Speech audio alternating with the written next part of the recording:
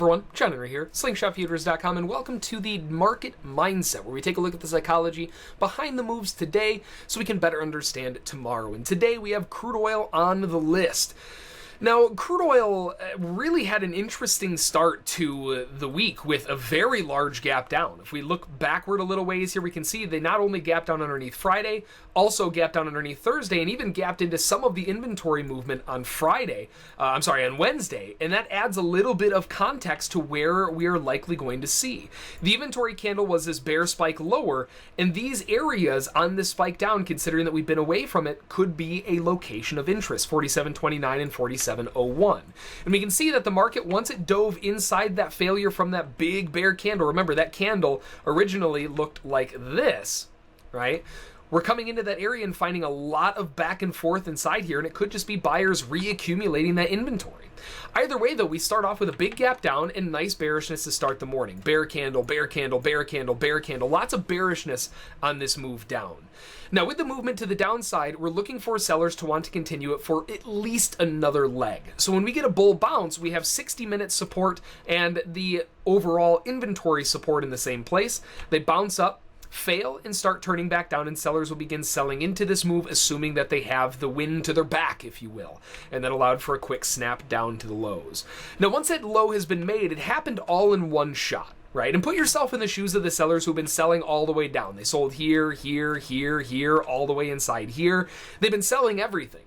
And when they get this big, massive bear candle down, bigger than pretty much all of the other candles, well, they're probably going to take profit. It makes sense, right? Sellers have been selling all the way down. They see this big spike lower as a possible gift from the markets. Thank you, crude. I'll take my money and I'll see you tomorrow, right?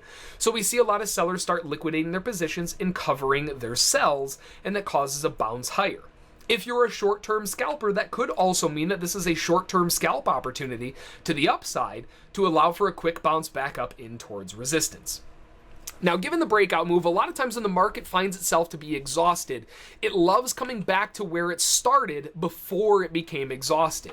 You would consider this exhaustion movement, which is confirmed by the bullish rally afterward. So we're likely going to find a good chunk of resistance at the top of where that sell move started.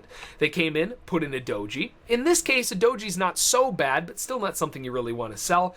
They come back and test it again. Nice bearishness for one more push back down to the lows for a beautiful bounce off the bottom. Once we hit that low, we had a big bullish spike to the upside, and that allowed a lot of sellers to maybe get a little bit nervous, right? Especially if they resold and didn't take profit down here like they should have. Well, that is going to make them feel a little bit screwed, right? They feel like they caught the back end of a wagon, and now they're missing the bus. The bus left the station, and now they're stuck holding a sell order when they should be looking for buy orders. So the market goes sideways.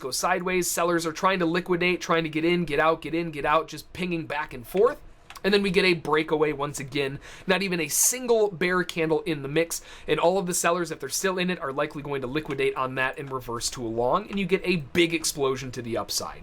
So that's why, if you're looking at this kind of movement, why did the move explode here? Why didn't it do it here or here? Well, that's why. The sellers were trying to get out with minimal damage. This disproved their notion that they would be able to, and they exited. And it caused a big pop through the top side, whipped out all of the stops above the highs of bar 1 on the day, as well as breaking back in above Friday's low. Now again, it's the same situation that we had here. Big drive lower, sellers are likely going to continue down. Big drive higher, buyers are likely going to find a pullback here. We get a nice little pullback into the low of Friday, beautiful support into a bull engulfing candle, allowing several buying opportunities all through here for one more leg to the upside to finish off the morning session. So a very interesting day utilizing both market psychology and technical analysis to allow a lot of different places of interest if you didn't mind trading a slightly less volatile market today. Well, crude oil might have been a really good fit. So that's going to do it for this one. Hopefully you learned something. Hopefully you found it useful, maybe a little bit entertaining, and we'll see you tomorrow.